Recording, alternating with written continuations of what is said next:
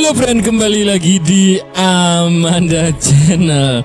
Nah, ini ada berita terbaru dari Coast Guard Malaysia ya. Udah pada ngumpul ditunggu-tunggu, akhirnya nggak cecah ke air ya kan.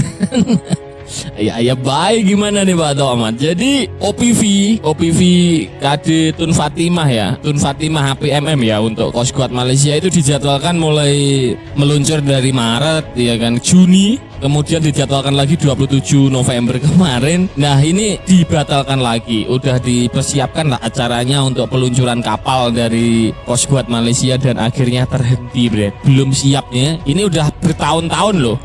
Mangkraknya juga ini kurang lebih lah 11-12 lah sama Mahari Jalila. Cuma kan mulai dari tahun kemarin mau diluncurkan gagal dan tanggal 27 November ini kembali gagal lagi ya.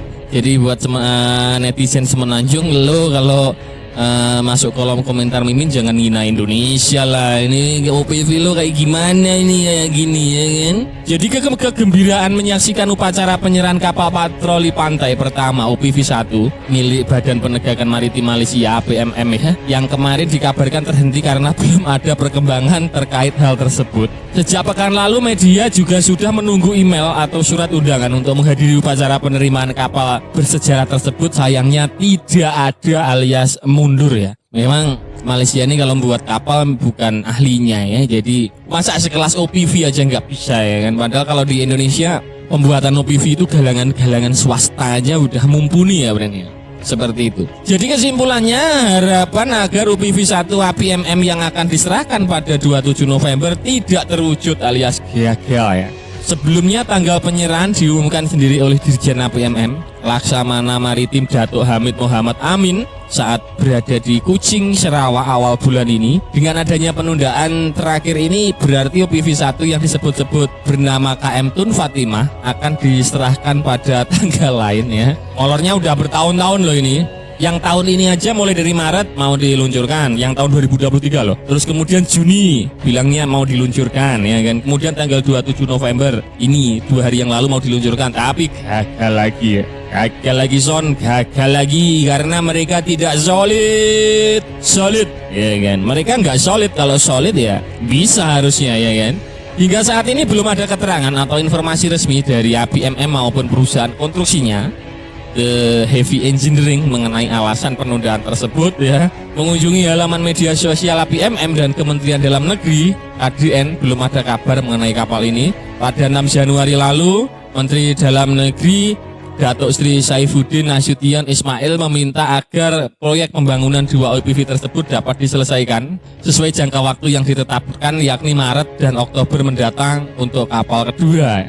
Namun dia tidak menutup kemungkinan adanya pergeseran waktu untuk menyelesaikan pembangunan kapal pertama. Meski demikian, Saifuddin menyampaikan kepada pemerintah agar tanggal serah terima tersebut tidak diubah. Sayangnya tanggal tersebut diundur karena meriam utama kapal belum diterima dari Turki katanya, sehingga OPV tersebut rencananya akan diserahkan pada 24 Juli setelah lolos uji laut ya. Yang versi pertamanya masuk laut sampai miring-miring kayak gitu ya Bren. Gak tau lah kayak gimana, pokoknya carut-marut lah, hancur ya. Karena gagal diserahkan pada bulan Maret, KM Tun Fatimah tidak bisa dibawa mengikuti pameran Dirgantara dan Maritim di Langkawi pada Mei lalu. APMM telah menetapkan OPV 1 untuk ditempatkan di Sarawak sebagai upaya meningkatkan penegakan kendali pelayanan negara tersebut, khususnya di wilayah Kalimantan ya. Sebaliknya, sesuai kontrak awal yang ditandatangani pada 2017 ya, OPV 1 harusnya selesai pada tahun 2020 ya.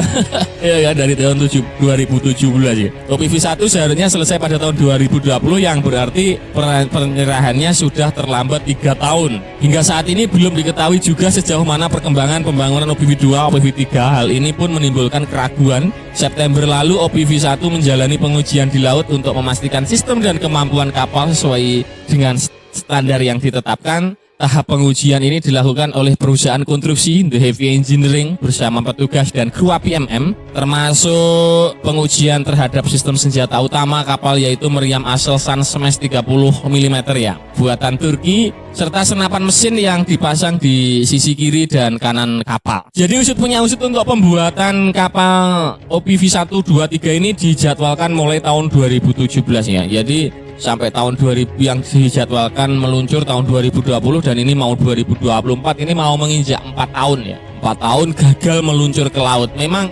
habitat kapal buatan Malaysia itu lebih cocoknya di daratan terus. Mungkin alergi sama air kali ya.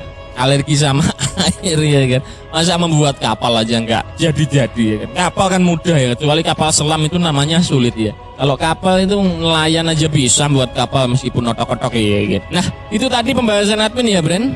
Ini masyarakat di prank ya kan, wartawan dan masyarakat di prank karena dijadwalkan meluncurkan kapal UPV-nya pada tanggal 27 kemarin ternyata gagal total. Nah, kira-kira bagaimana menurut kalian terkait berita ini? Silahkan baku hantam di kolom komentar. Nah, Bren, oke, sekian dulu video dari Amanda Channel. Jangan lupa like, share, komen, dan subscribe.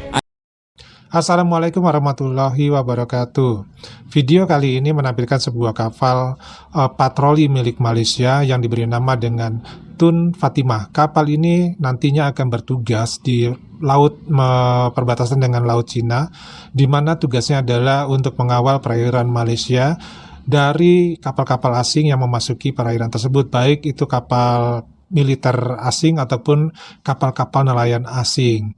Namun di sini dalam peluncurannya cukup mengecewakan karena kondisi kapal ketika pertama kali diluncurkan dalam kondisi yang tidak siap untuk berlayar, alias peluncurannya kapalnya miring ya. Nah, ini tidak tahu kenapa bisa miring seperti itu, akibatnya peluncurannya pun ditunda. Penundaan ini sempat sampai beberapa kali ya dilakukan, karena untuk tahun 2023 itu kalau tidak salah sampai 3 kali penundaan kapal ini diluncurkan.